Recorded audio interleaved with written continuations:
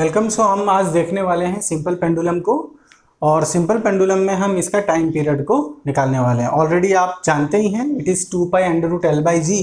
So we will see ये किस तरह से आता है।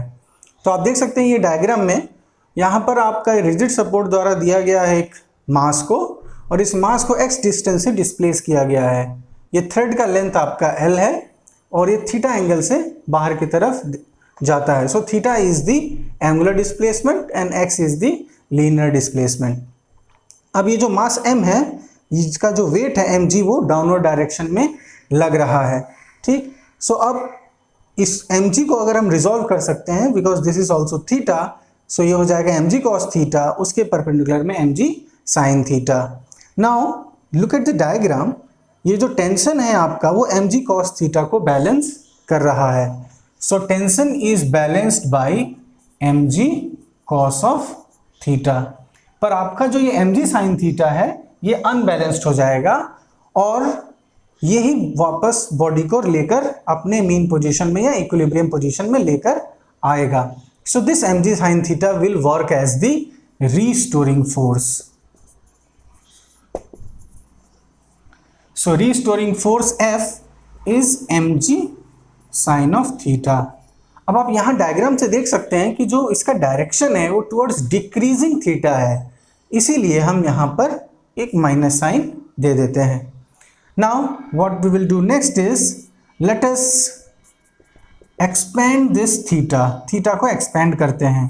सो थीटा को एक्सपेंड करने में हम लिख सकते हैं theta minus theta cube by 3 factorial plus theta 5 by 5 factorial and it will go on. पर यहां से अगर हम इस इक्वेशन को देखते हैं तो force is not directly proportional to theta, जो डिस्प्लेसमेंट के डायरेक्टली प्रोपोर्शनल नहीं है। और इस चैप्टर में शुरू में ही हमने पढ़ लिया था कि सिंपल हार्मोनिक होने के लिए force and displacement should be directly proportional. So हम यहां पर हमें अगर ये हायर पावर्स नेग्लेक्ट कर सके तो ये इसके प्रोपोर्शनल हो जाएगा। सो हायर पावर अगर हम चाहते हैं कि हम नेग्लेक्ट करना, so theta should be very small, तभी उसके हायर पावर्स को हम नेग्लेक्ट कर सकते हैं। सो हमें कंडीशन लेना पड़ेगा, if theta is very small. So इस कंडीशन में हम हायर पावर्स को हमने नेग्लेक्ट कर दिया और f हमारा मिल गया minus mg theta. Okay, now simply यहां पर हम F इक्वल टू ma ले लेते हैं, Newton second law. ma equal to minus mg theta. So mm हमने कैंसिल कर दिया, so a becomes minus g theta. Now theta को अगर हम x के टर्म्स में लिखना चाहें यहाँ पर, तो ये सेक्टर वाला फॉर्मूला यहाँ पर हम लगा सकते हैं और हम लिख सकते हैं that a is minus g into x by L. ठीक है, सेक्टर वाला फॉर्म लिया हमने थीटा x और l का रिलेशन पे, and theta becomes x by L. तो यहाँ से अगर हम a को इस तरह से लिख लें minus g by L into X, तो आप देख सकते हैं g is a constant, l is a constant, so a is directly proportional to x। तो हमें जो वो फॉर्म है आपका कि सिंपल हार्मोनिक होने के लिए आपका acceleration should be directly proportional to displacement, वो यहाँ पर सेटिस्फाई हो जाता है। So now we can go to simple harmonic equation. अब हम सिंपल हार्मोनिक इक्वेशन यूज कर सकते हैं क्योंकि अब ये उसको सेटिस्फाई कर रहा है। So we know that a is minus omega square x, where omega is the angular velocity. So अगर हम इन दोनों इक्वेशन को कंपेयर करें, we can see that omega square is g by l.